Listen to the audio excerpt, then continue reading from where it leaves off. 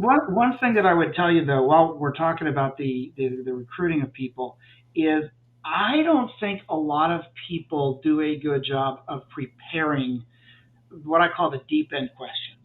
And what I mean by that is, if you think about this, Andrew, if you're meeting somebody, how many hours does a person spend with the different people they're talking to before they say, "I'm going to spend the next 3 4 years of my life"? I mean, we might be talking about 5 hours. It's incredible. Yeah. And how are you really supposed to get to know somebody in 5 hours?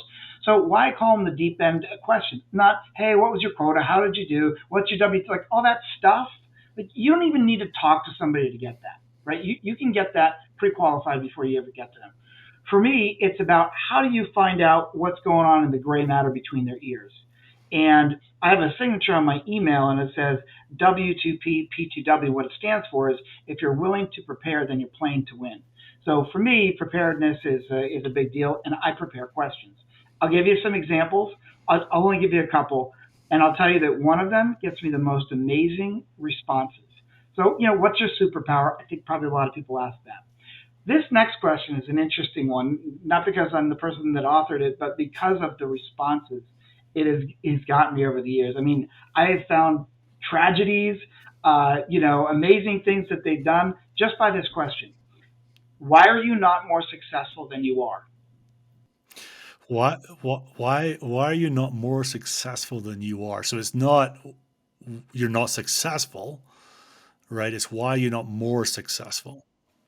What's so interesting about this, and I purposefully ask it exactly like that every time, why are you not more successful than you are? And then I just go quiet.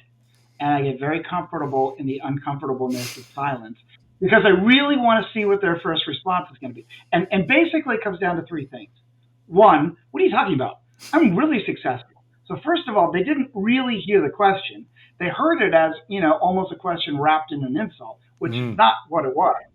And then they go to tell me how they did this, this, and this. That's actually not a person that I'm after. Why?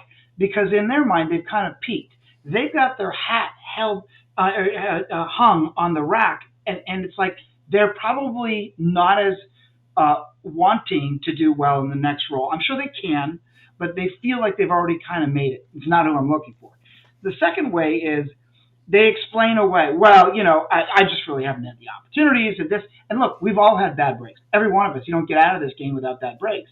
But if that's where they initially go to, this is a person that I say has a chip on the shoulder, and they're always going to come up with a reason why Mm-hmm. for bad things. So Mm-hmm. that's not it either. But what I'm really looking for is someone that's self-aware, someone that's going to say, hey, you know what?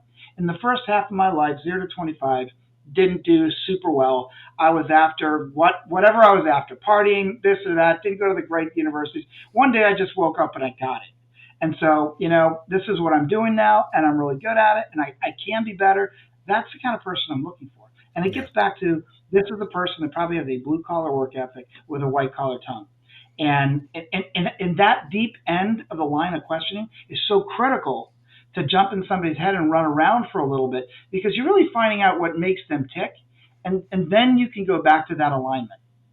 Yeah, I really like that thoughtful way you ask it because it does tell you a lot, right, about how they think about things. I think I'm the same with you, right? If I want someone who's I've been pretty successful, but I can get better, right? Here's what I want to go next and things like that, right? If I had 20K to invest in my career, here's where I'd spend it and what I need to get better on. I think that's the sort of answer I'd be looking for.